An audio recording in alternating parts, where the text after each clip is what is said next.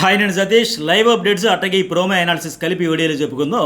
నేను మార్నింగ్ అప్డేట్స్లో ఇచ్చేటప్పుడు చెప్పే కదా, కాలచక్రాన్ని ఒక టాస్క్ ఆడతారని చెప్పేసి. అట్లాగే మ్యాన్ పవర్ పరంగా చూసుకుంటే ఎందుకు ఒకవైపు బలవంతులంతా ఒకవైపు, బలహీనులంతా ఒకవైపు, ఇది ఎట్లా ఫెయిర్ అవుద్ది, అన్ఫెయిర్ అవుద్ది అని చెప్పి ఫిజికల్ టాస్క్ వచ్చేటప్పుడు వాళ్ళకి ఆటోమేటిక్గా అడ్వాంటేజ్ అవుద్ది అని చెప్పే కదా.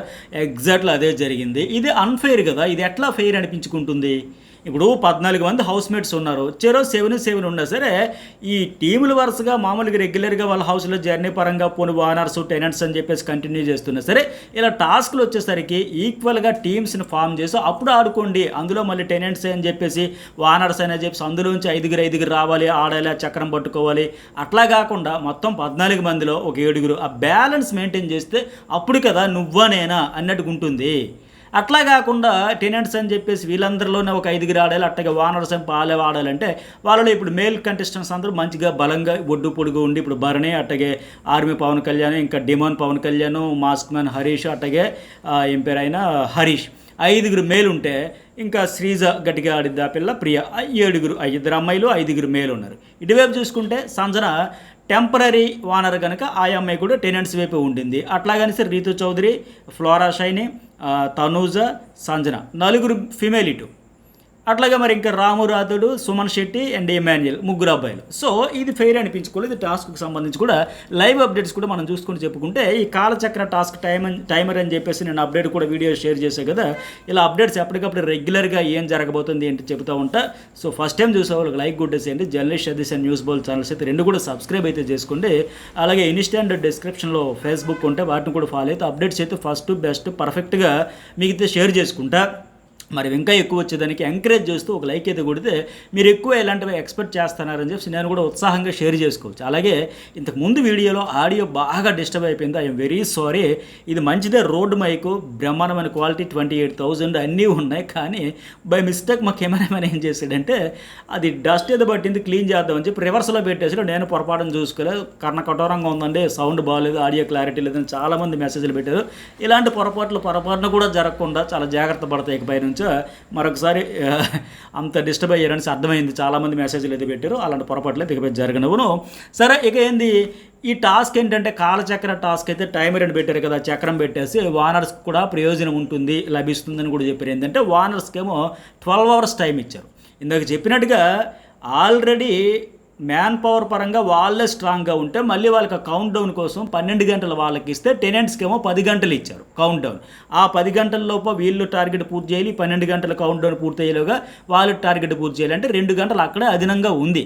పైగా ఆ గెలిచిన టైం ఇప్పుడు ఈ టాస్క్ గెలిచారు, అందులోంచి మరొక గంట అయితే డౌన్ అయిపోద్ది, తగ్గిపోద్ది. అంటే ఇప్పుడు ఈ కాలచక్ర టాస్క్ ఏదైతే నడుస్తూ ఉందో అది వానర్స్ గెలిచారు కనుక ఆల్రెడీ 2 గంటలు ఉంది, మరొక గంట అయితే తగ్గిపోద్ది.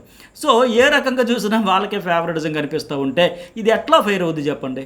సరే, ఇప్పుడు మళ్ళీ బిగ్ బాస్ ఏం చెప్పాడు, ఆ టీములు ముందే ఫామ్ అయిపోయిన టీమ్స్ ఏవైతే ఉన్నాయో వానర్స్ టెనెంట్స్ మొత్తం సఫలింగ్ అయిపోయి ఇప్పుడు మీరు ఇండివిజువల్ గేమ్ ఆడండి, ఇండివిజువల్గా ఆడుకోవాలి కనుక మీలో మీరు డిసైడ్ చేసుకోండి. మీ టీంని మీరు ఫామ్ చేసుకుని మీ టీంని మీరు చేసుకోండి. మొత్తం 14 మందిలోంచి కూడా 7 చొప్పున డివైడ్ అవ్వండి అంటే బాగుండేది. అట్లా కాకుండా ఏం చెప్పాడు బిగ్ బాస్, ప్రతి టీం నుంచి కూడా సత్తా ఉన్న 5 మాత్రమే పాల్గొంటారని చెప్పారు. ఆ 5 మీరే తేల్చుకోవాలంటే ఏముంది, ఆటోమేటిక్గా అక్కడ అవతల టీం కంటే మనలో ఎవరు సత్తా అంటే మనం బలంగా ఉండి ఆడదాం, ఖచ్చితంగా గెలిచి తీరుదామని ఆటోమేటిక్గా అదే చేస్తారు కదా. 5 తేల్చుకోవాలంటే అదే జరిగింది. ఇప్పుడు కాలచక్రకి ఏంటంటే ఒకరు టెనెంట్స్ టీం నుంచి, ఒకరేమో వానర్స్ టీం నుంచి ఆల్టర్నేట్గా ఒకరు వీళ్ళు ఒకరు వాళ్ళు ఒకరు వీళ్ళు ఒకరు వాళ్ళు అట్లా రెడ్ ఎల్లో స్టిక్కర్స్ పెట్టారు, అదే హ్యాండిల్స్ పట్టుకునేదానికి. అట్లా వీళ్ళు 5 వాళ్ళు 5 ఉన్నారు.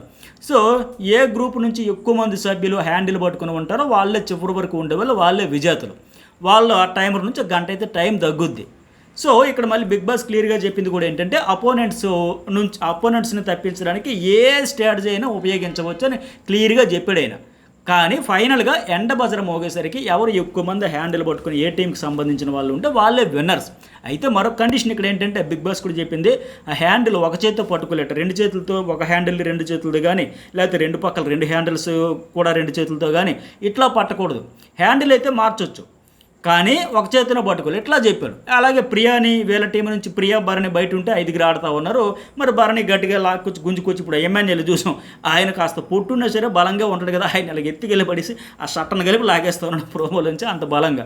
ఆయన వచ్చి ఆవిడకంటే బలహీనంగా ఉన్న శ్రీజాని ఇలా పట్టుకొని లాక్కెళ్ళి ఆమెను ఎత్తుకెళ్ళిపోయాడు. సో ఫన్నీగా అయితే అనిపించింది కొంత, మొత్తానికి చాలా హీటెడ్గా మంచిగా జరిగింది. అయితే వీళ్ళ టీం నుంచి 5 ఆడితే భరణి అండ్ ప్రియ బయట ఉండి స్ట్రాటజీ వాడి వాళ్ళని గుంజుకొచ్చేదానికి లాక్కొచ్చేదానికి వాళ్ళిద్దరు ఆడితే అటువైపు నుంచి తనూజే అండ్ ఇమాన్యుయల్ ఆడుతూనే ఇక్కడ సంచాలకులుగా కూడా ప్రియాని తనూజ్ని బిగ్ బాస్ పెట్టాడు. సో వీళ్ళు లాక్కోవచ్చు చేసుకోవచ్చు, ఇక్కడ ఎలాగైనా చేసుకోవచ్చు, బయట వాళ్ళు లాగొచ్చు చేయొచ్చు, అయితే అవన్నీ బాగానే ఉన్నాయి. కాకపోతే ఇక్కడ ఒక విషయం ఏంటంటే చెప్పొచ్చుది, లైవ్ చాలాసేపు ఆ రూల్స్ గురించి డిస్కషన్ చేశారు. బిగ్ బాస్ చెప్పిన రూల్స్తో పాటు ఈ సంచాలకులుగా తనూజే అండ్ ప్రియ, ఇది పర్ఫెక్ట్ డెసిషన్. ముందే క్లారిటీ ఇస్తే, ఇప్పుడు శ్రీజ అడుగుతుంది అదేంటక్క మాట్లాడొద్దంటే అరవద్దంటే అట్లా వాయిస్ రేజ్ చేస్తాం కదా, అంతే కదా. అక్కడ మంచిగా నువ్వా నేను అంత టగ్ ఆఫ్ వార్ అవుతూ ఉండేటప్పుడు ఖచ్చితంగా ఎమోషన్స్ బయటపడతాయి. ఎంకరేజ్ చేస్తారు, డిస్కరేజ్ చేస్తారు, సపోర్ట్ చేస్తారు, రకరకాలుగా ఆ హైప్ గోల్ అయితే ఉండాలి, బాగుంటుంది. కానీ మాకు కాన్సన్ట్రేషన్ పోద్ది, ఫోకస్ పోద్ది కనుక మీరు మాట్లాడొద్దు, అరవద్దు, సైలెంట్గా ఉండాలి అని చెప్పడం అంటే కరెక్ట్ కాదు. సో మొత్తానికి ఎనీవే ఆవిడైతే చెబుతూ ఉంది, పట్టుకునే వాళ్ళు లాగడానికి అంటే చక్రం పట్టుకునే వాళ్ళు లాగడానికి వీలు లేదు, ఒకవేళ బయట అయిపోయిన వాళ్ళు బయటకు వచ్చేసిన వాళ్ళైతే ఎలాగైనా లాగొచ్చు అని. అట్లాగే అవుట్ అయిపోయిన వాళ్ళు మరి ఏమీ చేయకూడదు, బయట వాళ్ళు అంటే ఇప్పుడు ఇటువైపు నుంచి ఎవరు ప్రియా భరణి ఉన్నారు, అటువైపు నుంచి ఎమాన్యుయల్ తనుజ ఉన్నారు, వాళ్ళు ఎలాగైనా లాగొచ్చు. కానీ అవుట్ అయిపోతారు కదా, ఎవరినైనా ఒకరు లాగేస్తారు. ఇప్పుడు ఎమాన్యుయల్ వచ్చాడు, శ్రీజన్ లాగేశాడు, ఆవిడ మళ్ళీ గేమ్లో పార్టిసిపేషన్ చేయకూడదు అని ఇట్లా ఈవిడ కొన్ని రూల్స్ పెడతా ఉంటే ప్రియ అట్లా కాదు, అలాగేందుకు మాట్లాడుకోవచ్చు, అరుచుకోవచ్చు, అలా ఏముంది లాక్కోవచ్చు. ఇలా ఈ డిస్కషన్ పెట్టడం వల్ల ఏంటంటే ముందు మేము రూల్స్ ఫ్రేమ్ చేసాం, మీరు కూడా అబ్జెక్షన్ వ్యక్తం చేస్తారు. సో మేము అందరం కలిపి బోత్ టీమ్స్, సంచాలకులు, కంటెండర్స్, పార్టిసిపేషన్ చేసే వాళ్ళు అందరం కలిపి రూల్స్ ముందే మాట్లాడుకున్నాం కదా. సో మరి తర్వాత రూల్స్ బ్రేక్ అయ్యింది, నాకు అన్యాయం అయ్యింది, నాకు అర్థం కాలేదు, నువ్వు ప్రాపర్గా చెప్పలేదు, ఇలాంటి గొడవలకి ఆస్కారం ఉండదు. మొన్న మనీష్ మర్యాద చేసిన పొరపాటు ఇదే. ఆయన సంచాలకుడిగా ఉండేటప్పుడు ఆ ఫస్ట్ టాస్క్ సీజన్కి సంబంధించి రెడ్ లైట్ గ్రీన్ లైట్ వెలిగేటప్పుడు ఆయన రూల్స్ ముందు చెప్పలా, ఒకసారి హెచ్చరించలా. అందుకే ఆ ఇద్దరు వచ్చేటప్పుడు చేసాడు, తర్వాత 3వ పర్సన్కి వచ్చేసరికి చెప్పలేదని చెప్పి ఆయింది తప్పు ఉంది, ఈయన కూడా అలర్ట్ ఉండాలి ఇమాన్యుయల్, బట్ ఇతనికంటే ఎక్కువ ఆయింది ఉంది, ఎందుకంటే ఆయన కూడా ఒప్పుకున్నాడు. అలాగే ఇద్దరికి అంత అలర్ట్ చేసి ఆగండి, వెయిట్ చేయండి, గ్రీన్ లైట్ వచ్చినప్పుడు తీయండి అని చెప్పి అట్లా నువ్వెందుకు రూల్స్ చెప్పలేదు, సంచాలకుడికి నువ్వు కూడా చెప్పాల్సిన బాధ్యత ఉంది కదని అతను వేలైతే చూపించారు. ఇప్పుడు ఇక్కడ డిస్కషన్ అయితే గట్టిగా జరుగుతుంది లైవ్లో. నేను వీడియో చేసే సమయానికి లైవ్లో తనుజ కొన్ని రూల్స్ చెబుతూ ఉంది, బిగ్ బాస్ కొన్ని రూల్స్ చెప్పాడు, ప్రియా చెప్పింది. వీటన్నింటి మీద కలిపి హౌస్ మేట్స్ డిస్కషన్ చేయడం వల్ల పెద్దగా అన్ఫెయిర్ అనిపించుకునే దానికి స్కోప్ ఉండదు. ఇదైతే బాగుంది. సరేగా ఈ ఎపిసోడ్ అయ్యాక మరి ఆ రూల్స్ ప్రకారం ఎవరు ఆడారు, ఎవరు ఎట్లా ఫెయిల్ అయ్యారు అవన్నీ చూద్దాం, మాట్లాడదాం. ఇక ప్రస్తుతానికైతే ఈ వార్నర్స్గా 5 మేల్ కదా, ఇద్దరు పవన్ కళ్యాణ్, డీమాను కళ్యాణ్ పవన్ ఆయన, అట్లాగే మనీష్ హరీష్ నలుగురు పార్టిసిపేషన్ అయితే చేస్తామని. వీళ్ళు స్ట్రాంగే, భరణి అయితే బయట ఉన్నాడు, లాగడానికి కూడా స్ట్రాంగే ఉండాలని. అట్లాగే శ్రీజ, వీళ్ళు 5 ఆడుతూ ఉన్నారు, ఇద్దరు మనీష్ హరీష్, డీమాన్ పవన్ కళ్యాణ్, శ్రీజ ఆడతాం, ప్రియా అండ్ భరణి లాక్కోవడం. ఇట్లా బాగుంది, వీళ్ళ టీం స్ట్రాంగ్గా ఉంది. అటువైపు చూసుకుంటే రాము, సుమన్ శెట్టి వీళ్ళు ఆడుతూ ఉన్నారు. అట్లాగే సంజన, రీతు, ఫ్లోరా వీళ్ళు ఆడితే తనూజ ఎమాన్యుయల్ బయట నుంచి లాక్కునేదానికి. ఇక్కడ ఏంటంటే సుమన్ శెట్టి ఫిజికల్గా కొద్దిగా అంత ఎక్కువగా ఎఫర్ట్ పెట్టి లాగేసే పరిస్థితి ఉండదు. అట్లాగే రాము అనేది ఫస్ట్లోనే గుంజు పడేశారు. ఆయన పేరు మాస్క్ మీద అనేసరికి పక్కకి వెళ్ళిపోయాడు, ఎగిరిపోయాడు. ముందే ఆయన భయపడ్డాడు, అన్న వాళ్ళేందన్న లైవ్లో వాళ్ళేందన్న అందరూ మంచి గట్టిగా దిట్టంగా దట్టంగా ఉన్నారు, మనమేందన్నా వీక్గా ఉన్నామంటే ఇక్కడ ఆయన పేరు ఎమాన్యుయల్ అంటాడు. కాదురా ఫిజికల్గా ఎందుకు అనుకుంటావు, బ్రెయిన్ గేమ్ కూడా ఆడొచ్చు కదా, వాడచ్చు కదా, దాని మీద ఫోకస్ పెడదామని.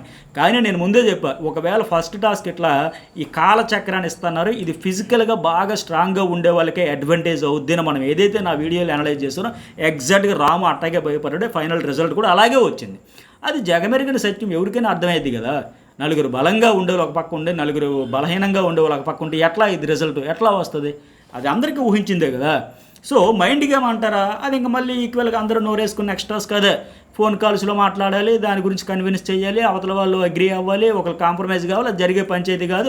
ఆ తెల్లవారులు టాస్క్ కూడా తెల్లారి 3 గంటల 4 వరకు జాగారం వాళ్ళకున్న వాళ్ళ డిస్కషన్ అంతా చూసి నాకు జాగారమే, ఫైనల్గా మీకు ఒక మంచి అప్డేట్ ఇవ్వాలి, అనలైజ్ చేయాలి, అక్కడ జరిగిన దాంతోపాటు నా ఒపీనియన్ ఏంటి, నా అభిప్రాయం ఏంటి, నాకేమనిపించింది అని నేను చెప్పాలి.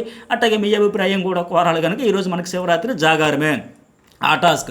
అయితే ఇక జీరో వచ్చేంత వరకు ఆ టైమర్స్ పెట్టారు కదా, 12 గంటల వాళ్ళకి 10 గంటల వీళ్ళకి, అది జీరో అయ్యేంత వరకు నిద్రపోవడానికి వీల్లేదు. ఎవరు ముందు జీరోకి తీసుకెళ్తే వాళ్ళే విన్నర్స్ అన్నాడు కనుక ఇక్కడ కూడా వాళ్ళు డిసప్పాయింట్ అయ్యారు తనూజ వాళ్ళు. ఏం బిగ్ బాస్ వాళ్ళకు 2 గంటలు తక్కువ ఇచ్చావు అని చెప్పేసి. అట్లాగే అంతకు ముందు కూడా ఏంటి, ఈ శ్రీజ, ఇంకెవరు వానర్స్ నుంచి ఎక్కువ శ్రీజ, ఇంకా మనీష్ మర్యాద, వీళ్ళందరూ ఏకంగా ఫుడ్ టకా ఏ టాస్క్ ఇస్తారో ఎలాగొస్తారు టాస్క్ చెప్పగానే ఆ శ్రీజ అయితే 2 పిల్లో కవర్స్ తెచ్చి ఒక అరటి గెల ఉంటుంది అన్నారు. పోనీ తింటే తినవచ్చు, టాస్క్ ఆడి నుంచి ఎన్ని తినేస్తారు అసలే ఇంత అరటి బొల్లు ఉన్నాయి, ఒక పండు తింటే కడుపు నిండిపోయే లెక్క ఉంది.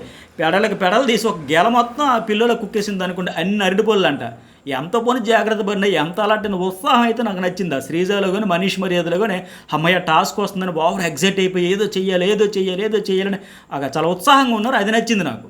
కానీ ఎంత పోనీ టాస్క్ ఆడినా ఏమో బయట ఉండిపోవాల్సి వస్తుందో, ఫుడ్ దొరుకుతుందో దొరకదో అని చెప్పేసి ఆ పిల్లో కవర్స్లో ఇన్ని ఆరెంజ్లు, ఇంకేమో పళ్ళు అన్నీ పెట్టేసుకొని, అన్ని అరటి పళ్ళు వేసేసుకొని సర్దేసి వాష్రూమ్లో పెట్టేద్దాం స్టాక్. అంటే ఒకవేళ బయట ఉంటే వాష్రూమ్లో పెట్టేస్తారంట, లోపల ఉంటే సుజుకి అని రౌండ్ టేబుల్ ఉంటుంది కదా, టేబుల్ దాని కింద పెట్టేసి ఆఖరికి ఆ శ్రీజ మరీ ఓవర్ స్మార్ట్ ఆలోచించేసి బయట ఉండే గొడుగులు కూడా తెచ్చి లోపల దాచేసి, ఒకవేళ వాళ్ళకి ఎక్కడ గొడుగులు ఉంటే ఆ టాస్క్ ఎలాంటి టాస్క్ ఇస్తారో తెలియకముందు అడ్వాంటేజ్ అయిపోద్దని లెక్క. అలాగే డ్రింక్స్ కూడా తెచ్చి దాచేసి వాళ్ళు టీలు తాగుతూ కాఫీలు తాగుతూ టాస్క్ స్టార్ట్ అయ్యేదానికి ముందు వరకు ఫ్రెష్గా ఉన్నారు, ఎనర్జీ కోల్పోకుండా. అలాగే మనిషి చెప్పినట్టుగా షుగర్ ఇది ఆ డ్రింక్లో అవన్నీ జాగ్రత్త, నిద్ర వచ్చేస్తుందని చెబుతూ ఉన్నాడు కదా. సో అట్లా వాళ్ళకి అవన్నీ ఉంటే వీళ్ళు బయట కూర్చొని ఇమాన్యుయల్, తనూజ, వీళ్ళందరూ, ఈ రీతి, వీళ్ళందరూ ఏంటి బిగ్ బాస్ కనీసం మా కెప్టెన్ అయినా లోపలికి పంపండి, ఈవిడేంటి టెంపరీ అన్నారు కనుక వీళ్ళ వైపు ఆడుతూ ఉంది సంజన. సో ఈవిడనైనా పర్మిషన్ ఏమన్నా డ్రింక్స్ అయినా తెస్తుంది, వాళ్ళు కాఫీలు తాగుతున్నారు, టీలు తాగుతున్నారు, ఫుల్గా మంచిగా ఎనర్జెటిక్గా తయారవుతా పందెం కోళ్ళ బరిలోకి దిగుతూ ఉంటే మేము ఏమీ లేకుండా ఎట్లా దిగాలని మాదిరిగా. సో ప్రిపరేషన్ పరంగా, టైం పరంగా, ఫుడ్ పరంగా వాళ్ళకే అడ్వాంటేజ్, అన్నింటికి తోడు ఒక 2 hours ఎక్స్ట్రా కండబలం కూడా అంతా వాళ్ళకే ఉంది కదా. సో అదైతే అందుకే నేను తమిళలో చెప్పినట్టుగా వాళ్ళకే బలం, వాళ్ళకే వస్తుంది అది. తర్వాత ఇంకోటి ఏంటంటే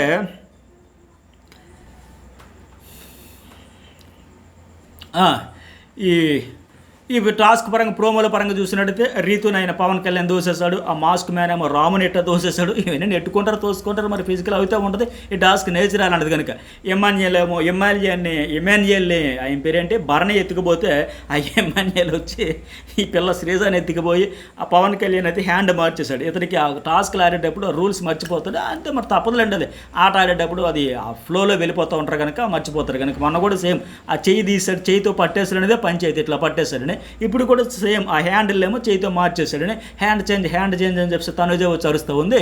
అయితే అక్కడ సుమన్ శెట్టి కూడా మీరు ప్రోమోలో గమనిస్తే ఆయన కూడా మార్చేశాడు, హ్యాండ్ ఒక చేతి నుంచి ఒక చేతికి మార్చేశాడు.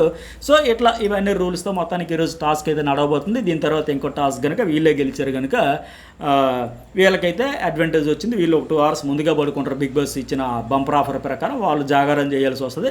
ఆ తర్వాత ఫోన్ టాస్క్ దానికి సంబంధించి కూడా అప్డేట్స్ ఇవన్నీ మరి ఫైనల్గా రూల్స్ ఏం ఫైనల్ ఫ్రేమ్ చేశారు, తర్వాత ఎట్లా ఎవరు బ్రేక్ చేశారు, ఎవరు పర్ఫెక్ట్గా ఆడారు, ఏమి కథ అంతా మనం ఎపిసోడ్ రివ్యూలో మాట్లాడుకుందాం. ఈ వీడియోకి ఎంతవరకు లైక్ చేయండి, సబ్స్క్రైబ్ చేసుకుంటే 2 channels journalist Satish and news bowl.